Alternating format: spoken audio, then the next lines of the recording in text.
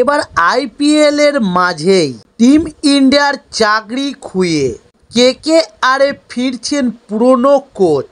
তবে coaching staff হিসাবে IPL এ নজর কাড়া পুরস্কার পেয়েছিলেন অভিষেক নায়ার।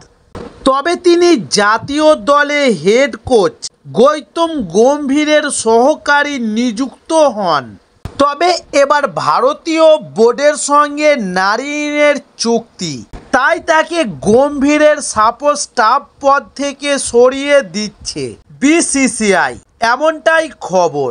তবে সেক্ষেত্রে নাইট রাইডার্সের পুরনো কোচ ফের কেকেআরে ফিরতে চলেছে।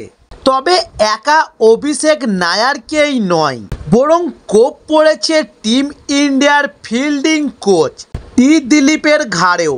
তবে যদিও দিলীপ ভারতীয় ফিল্ডার কোচ হিসাবে দীর্ঘদিন কাজ করেছেন, তবে এখন প্রশ্ন হলো যে জাতীয় দলের দায়িত্ব থেকে অবহিত নেওয়ার পরে অভিষেক নায়ার ও দিলীপের ভবিষ্যৎ কোন দিকে গড়াবে। তবে ভারতীয় ক্রিকেট দলের কোচিং স্টাফের চাকরি নিঃসন্দেহে দুজনের সিভিকে আরও হেভিওয়েট করে তুলেছে। তাই অভিষেক নায়ার ফের কোচিংয়েই ফিরবেন, এটা এক প্রকার নিশ্চিত।